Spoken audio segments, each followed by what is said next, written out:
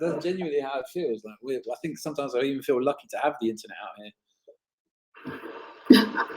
Honestly, where do you live again? I moved out just before I got here. I moved out to the coast in Lincolnshire, so like literally as far away from other humans, sadly, as possible. But there is pluses, like we haven't run out of anything in our Sainsbury's.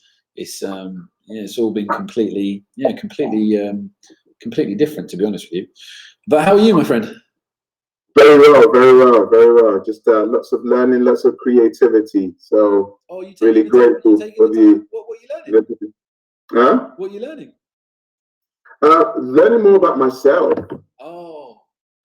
Patience, consistency, having to do a live show every day, along with a Zoom class every day, and just keeping it going, keeping it creative. It's beautiful. It's beautiful.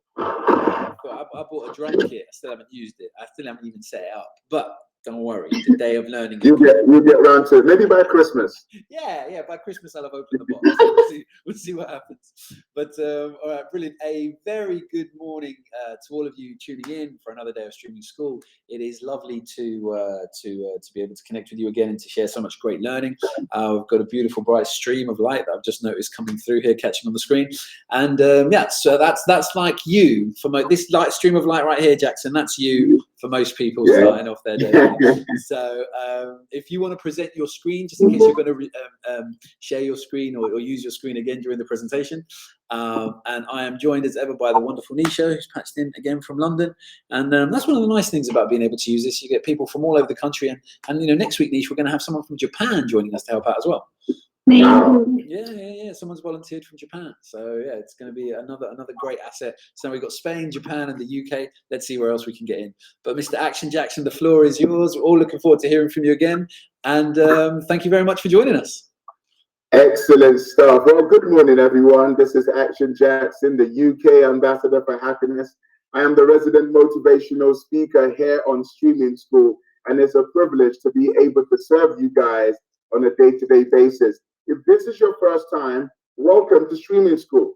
We're here to energize you so you can get the tools, skills, and abilities that you need in order to pass your GCSEs and be successful in your studies. If this is your second time, third time, fourth time coming back, welcome back. Now, what I want to do is I want to create a particular habit and a rhythm and a routine for us.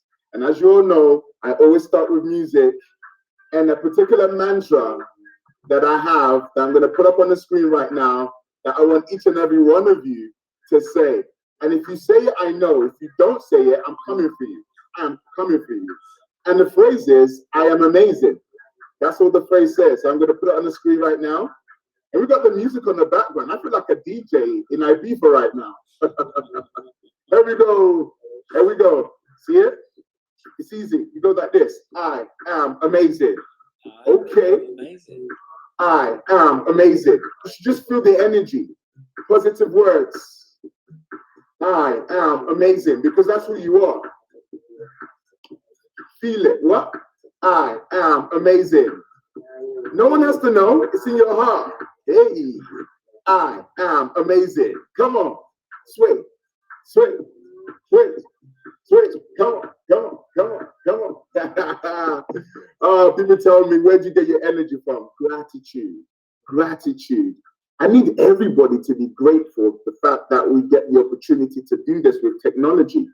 There are many people around the world who wished on this lockdown they had some form of entertainment and education.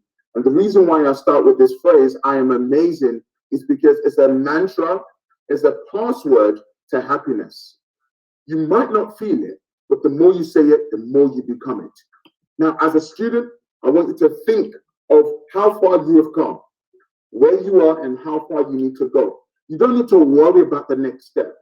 If you just believe that you can do it, you will do it. So today I want to take you through the whole essence of how to be successful, whether it be it GCSE, life, family, health. There's a couple of principles that you need to follow. I like to give people the treasure map to life, not roadmap, the treasure map, because treasure maps are much more exciting because you're looking for something. And today I'm going to talk you through the 4 stages of how to become effective. But as always, I'm going to lay my foundation. This is the principle that I work with. Your thoughts always affect your emotions always affect your actions, and your actions always affect your results. Here at Streaming School, we want to affect the way you think about yourself so that you can have the right emotions, take the right actions, and get the right results. Let me tell you something.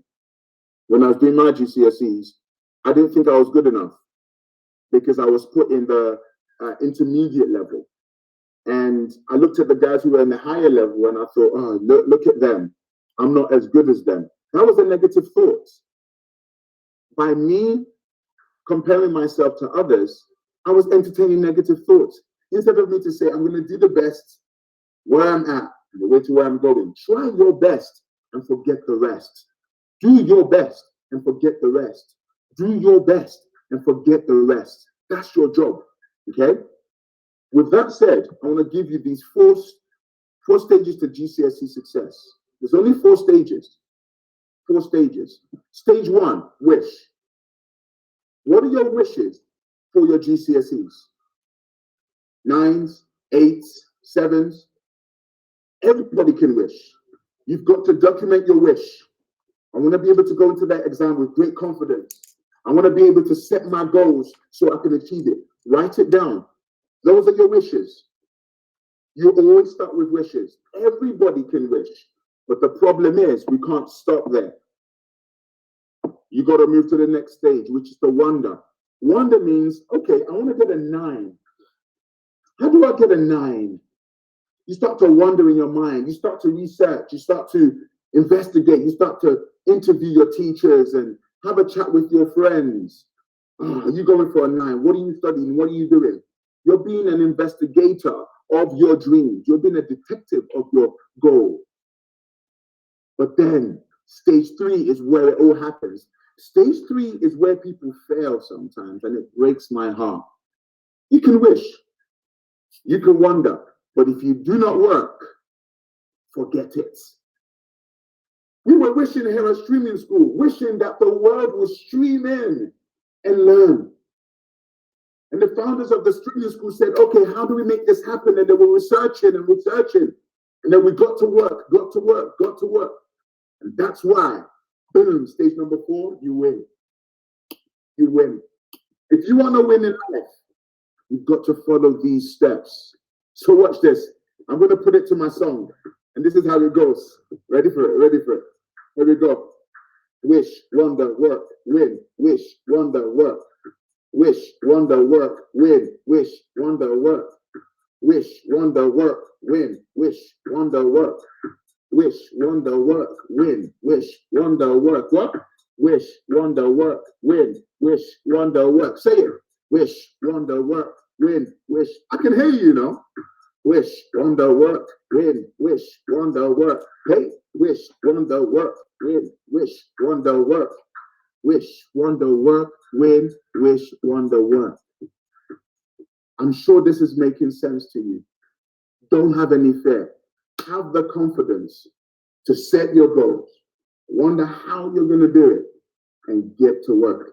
This is the time where you're on TikTok or watching Netflix or, Instagram. You can do those things, but all in moderation, because this too shall pass. And we're going to need you to attack your work like never before. So bear that in mind. Well, that's my bit there. My name's Action Jackson, UK Ambassador for Happiness. I'm on TikTok, Instagram, and YouTube. You can come and watch some of the crazy clips on there. But I want you to bear in mind everything I've taught you today, not giving up on your goals, not giving up on your dreams. And as always, it's always a great pleasure to hand back over to the team and hand over to the one and only, the man with the bow tie. I might need to borrow his bow tie one day for my own show, but that's his own swag and I'm loving it. So over to you, T. Thank you so much, Action. Have a great day, buddy. Really, really appreciate it. Thank you. God bless. Stay safe. All right. Very good morning to you, Mr. Guard. Morning, guys. How are you doing? I'm well. Look at you moving closer to the Wi-Fi in your house to get better reception. I've literally turned everything off that could possibly want any kind of Wi-Fi connection to make it a little bit better for everybody. Yeah, if I want to do that, I have to send everyone outside. That's what wants Wi-Fi connectivity in my house. Is kids this morning have gone, Dad, if we can't use the screens, what can we do? I was like, slime. Go make slime. So I think they're out there trying to make slime. I have no idea how it's going. As long as I don't hear a scream. I'm from the old school parenting, Mike. If I don't hear a scream, everything must be fine. Well, yeah, that's always a good sign, to be fair. How have you been? How are you finding it's a big tease with the beautiful sunshine and lockdown? Yeah, we're okay. We're okay. Like, I'm trying to make sure that I've got 6-year-olds, as you know, and a 3-year-old. I really like, I like knowing that you're helping people, and as wide and as broad as you can make that, even if it's to give a parent 10, 15 minutes rest, that it's what it's all about, being able to help. And what we do, what I'm doing in the sessions, the content and whatnot is no different to what I would be delivering to my classes in school, who all go on to do great things and get amazing results. So it's just nice to know you can offer it out to a much wider audience. Yeah, well, and really appreciate you giving up your time to do this as well. So without further ado, buddy, I'm going to start with a close-up of you, and then you take it and just tell us whenever you want to switch. A very good morning, and thank you, Mr. Guy. Thank you. And again, good morning, everyone who's here, and looking forward to another morning after being motivated by Jackson. So what we're going to focus in today is Wednesdays. We want to try and make them our literature days. So I'll always embed literature and try and always to cover texts which the majority of people will be studying. But please bear in mind that if we're looking at a text that is not your main focus for your GCSEs or A-levels or IGCSEs, don't worry, because the skills that we're going to explore are exactly the same skills that you can embed in your own learning with your particular texts. Would you mind transferring to my screen, please? All right. Cool. Thank you. And Nisha, I actually want to ask you a question which we can all see hopefully now. So why does it matter if someone writes about a war they served in? So for example, if they've written a piece of poetry or a text, a novel, or whatever it might be, why does it matter, Nish, to you that the person writing about a particular war actually served in that war? Because then they know what it's like to actually be there. They're going off experience. Yeah, there's a sense of experience there. Agreed. It also adds an element of credibility, perhaps. You're not writing about something that you weren't necessarily part of, and we see that quite often in some of the First World War poetry in particular, where we have got a clear example of writers who have written from the home front and writers who have written from the war front. And that's going to be important, because what I want to focus in today is a specific aspect of being able to write essays. Now, writing essays are a huge element of what we do, not just in English, but in a variety of other subjects. And if you can write a great essay, you're always going to get really high marks. And what I want to focus in on today is how we use context to improve that analysis. And there are a couple of main aims really today. So we're going to look at knowing some key content is how we use that context in an essay in order to achieve the highest possible marks in our assessments. Because quite often there are many mistakes that people undertake when it comes to their context. Quite often it's important to remember that for English GCSEs, context forms a minor part of most essays. For IGCSEs and A-level as well, although to a slightly greater degree. We've got to get that balance between making sure that we are using context appropriately without turning it into a history essay. Now, there are actually a couple of different types of context.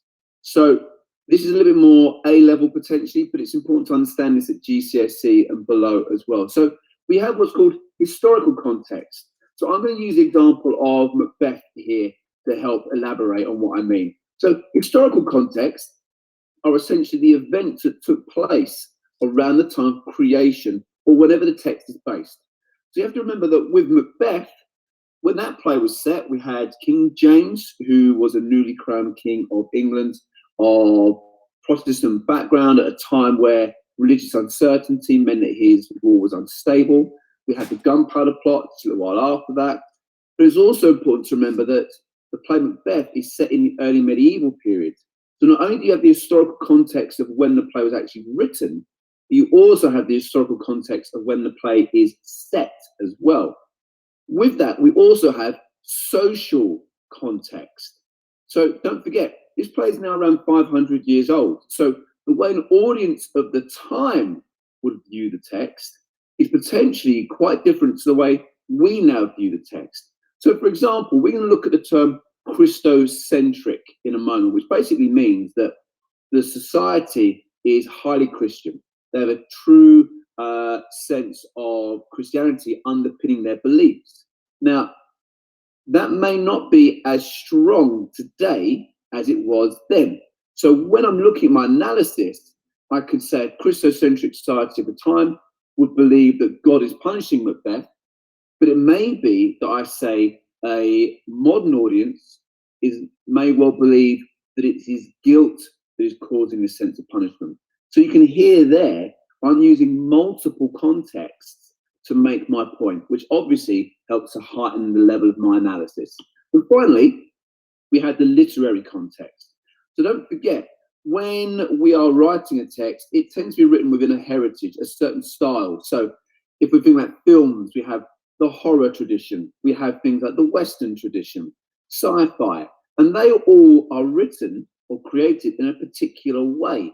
So one thing that you need to think about, particularly at A level, is does this text, is it typical of that literary genre, or is it slightly different? So for example, again with Macbeth, some would argue that the text, the play itself, forms part of the early Gothic literature tradition as well as the tragedy. And we'll go through that particularly in a bit. But when we are writing essays, it's important for us to dwell on this. Now, I know that various teachers will ask you to write this in various different ways. PEE, PEA, Pearl. Some people I've even seen recently argue that we should be completely getting rid of PE when we write essays anyway. But actually, what's important for us to remember, we're not going to dwell on this now, is the mark scheme if we're thinking about exams. Because a mark scheme is asking you to employ particular things to get the marks. So for example, just like when you're doing your driving test when you get to that stage, you have to drive in a certain way for the examiner to know you can drive. Writing essays and exams, you have to show the examiner that you understand certain things. So for this method is making sure you are ticking off the boxes in the mark scheme to get the highest possible mark. So of course, an essay is basically just an argument that you prove. So here, point is the answer to the question. I think this is right. Then someone will say, okay, we'll prove it. We'll find evidence to prove you're correct. That could be a particular quote. It could be a piece of rhyme scheme. It could be the title. It doesn't matter. You've now proven that it's existing. What you have to then do is explain, well, how does that evidence prove you're correct? So for example, if you just said, in the play, Macbeth demonstrates a sense of guilt, or in An Inspector Calls, the character, Mr. Burling, appears blameless. I know this because, and then you say, the evidence identifies this point and you briefly explain it. If you did just that, you're only going to be around about a grade 4 for your exams. We're talking about GCSE. Okay, so you are entirely correct. Everything you've done so far is correct, but you're missing out on marks. In order to achieve higher marks, you then need to do the following. You need to analyze some individual words in your text. Analyze the structural features, so the sentence types, repetition, use of punctuation, offer alternative interpretations. So a word can mean this, it can also suggest this. Analyze context, which you're going to explore again in a moment. And then the grade 9 skill, which at A level you're expected to do anyway, is to evaluate. So why has the writer presented the text in this way? Why are they doing that? So for example, in An Inspector Calls, Priestley, which we'll look at in a moment, is a socialist. He wants people to engage in a way in which we support society. So his text is always going to have that particular slant. Now, let's think about our examples. So how do we use context in our work? So let's think about Macbeth. Here is some of the key context that you can employ. Now, again, I'm not going to dwell on this for a moment. All these materials will be available. If you're watching this video again, we'll pause it. And you can take down some notes if you so wish. But here is some of the key context. Now, how do we use this without turning our work into a history essay? So here we have an example. And we're looking now at how Lady Macbeth is presented as remorseless. So again, we can see here is this PE method in play. So even prior to the regicide, the character Lady Macbeth is presented as a remorseless figure. Fine, there's my point. Whilst in discussion with her husband, then we have our quote, "I would have plucked the nipple from his boneless gums and dashed the brains out had I sworn as you have done." There's my point, there's my proof. These lines highlight the character's extreme remorselessness due to the character completely rejecting the traditional gender stereotypes of the female nurturer. So you can see here, there's my basic explanation. I'm now at grade 4. Everything I'm highlighting in green, for the sake of this, is our context. So what's going to be important is this.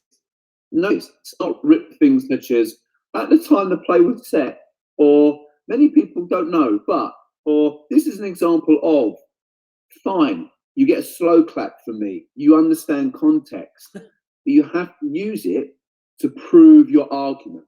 So we are saying here that the character is remorseless. Okay, so how does our context support that? Well, we're saying here that at the time, the female, the stereotypical role was to be the nurturer. She's rejecting that traditional stereotype because she's suggesting she would harm someone in order to make a point. We then move further on. This idea is intensified. So notice we're now doing further analysis, not only by the fact the child is described as male, suggesting the character is happily to potentially kill a future king of Scotland.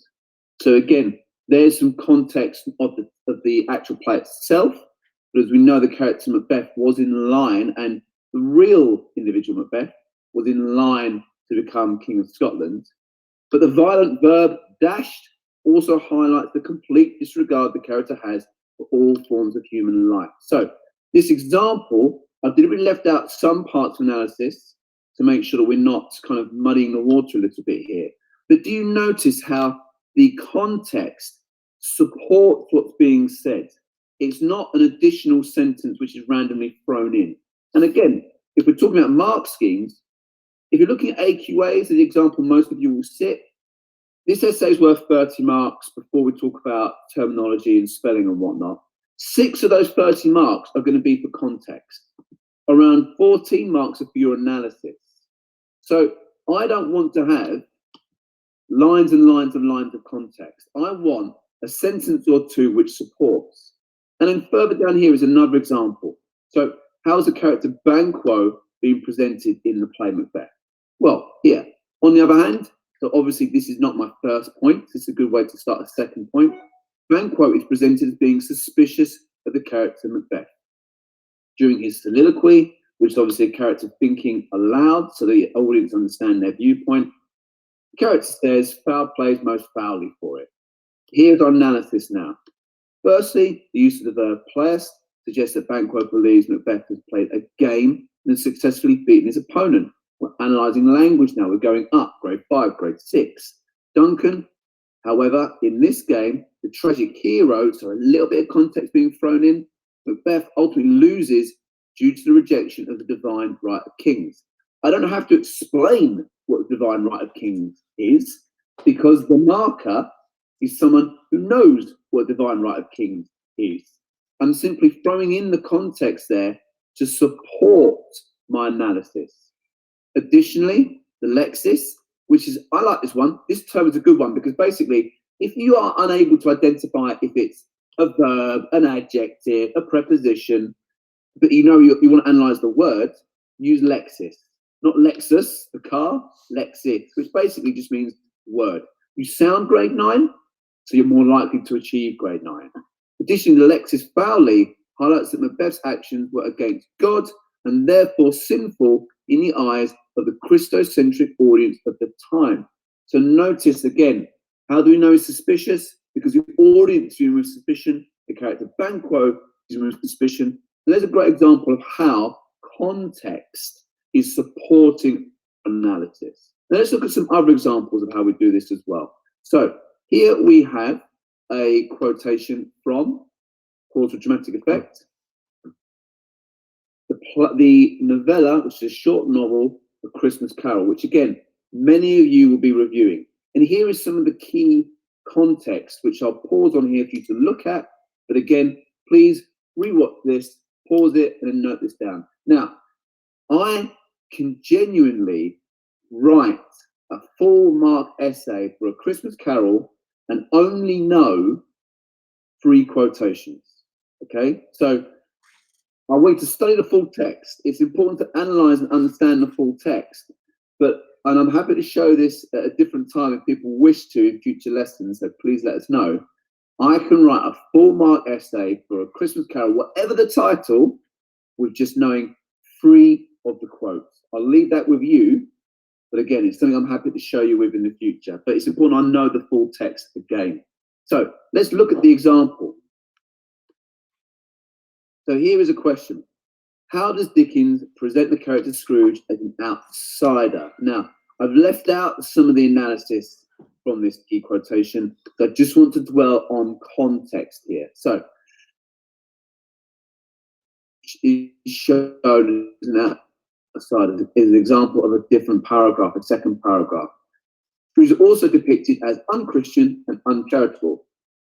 If they would rather die, they'd better do it and decrease the surplus population. Now, as a quick note, the use of ellipsis here means I've deliberately missed out parts of the full quote. Now, this is a great technique because it saves you time in an exam, but actually for AO2, when it comes to use of evidence in your argument, you actually get more marks for it. It's like a lazy person's dream. I quote less, I only quote what I need, but actually by doing this, I'm saving time and getting marks. So let's go back to our context, however. Clearly, not only is the character unwilling to help anyone during a time when mass industrialization has caused huge problems in regards to disease, overpopulation, and poverty, but the character would prefer they all die, supporting the character's use of better. And the paragraph then goes on to do further analysis of that particular quote. But again, you can see here, I'm not, for example, writing, at the time, during the 19th century, there were lots of people who were suffering with poverty. We're not doing that. I'm simply showing I understand the context that it was written in to highlight how that helps to make the character seem even more unchristian and even more uncharitable as well. And again, we're not writing a huge amount of context. It's just enough to support our argument. And finally, I just want to show you this. So one last text. And this is a play. We've looked at one play already. But now we're looking at, obviously, an Inspector Calls, and there is Sheila and Eric having their head turned by Priestley and socialism. And obviously, the capitalist Sybil and Arthur Burling are clearly not very pleased with that. And again, here is some of the key context. This is all the context you'll probably need to know as a minimum in order to achieve full mark for this part of the essay. Pause it at your leisure and review it again. But here is arguably the most important part of the play. Here is a quote that you can use in any of your Inspector Calls essays. It's the final monologue. So finally, Priestley suggests that by failing to take responsibility, we are doomed to be punished. And again, this is a quote where we have that there are millions and millions of Eva Smiths and John Smiths all intertwined with our lives. There's the ellipsis being used again. We don't live alone. We're members of one body. We're responsible for each other. If we don't learn these lessons, then we'll be taught in fire, blood, anguish. So there's the quote. Now we need to prove how this shows we'll be doomed to be punished. Initially, the use of the simple declarative sentences such as we don't live alone. So again, declarative sentence is simply a statement. So we're analysing structure here. Highlights to the middle and upper class audience the play was first performed to. So again, we're dropping analysis in, and that's social context, isn't it? We're looking at the way in which society will view it. It is a simple reminder that society cannot function without others. This is emphasised by the medieval metaphor body to highlight that each part of society has a role within the body. So again, you notice now that we're going above and beyond by just dropping in once more historical context, that medieval feudalism model of the body. We can go on further here to talk about the fact that we've got World War I and World War II being referenced, and also taught in fire, blood, and anguish, as an aside, is actually in the book of Revelations about the Day of Judgment. So there's a religious Christian message here suggesting that the Burling family and the middle class that they represent, by not supporting others, well, actually you'll be judged by God in the afterlife as well. So, Nish, do you mind turning off the screen and putting it onto my face, please? Yeah, cool. Thank you. We have explored a couple of things today. So we've looked at a lot of terminology. We've begun to think about how we create a full mark essay here. But actually, more importantly, what we've dwelled on is the use of context and how we use it delicately to support an argument whilst making a sound grade 9, rather than throwing it in because we want to show off what we've learned in a way which doesn't impact as well on the overall mark an examiner would give us. So I really hope that's been useful. And again, if there's anything you'd like to cover in future, please let us know. There are some tasks that you can do yourself based on today's learning, if you so wish. And I look forward to seeing you again on Friday. Thanks, guys. Thank you so much, Michael. Really, really appreciate it, buddy. Thanks for zooming through that. Some great stuff there. And that's the great thing about video, eh? You can just pause, go back and watch that video, pause it, and get all the good stuff. Exactly. Now, I know you've got meetings for the rest of the day, buddy, so I bid you adieu.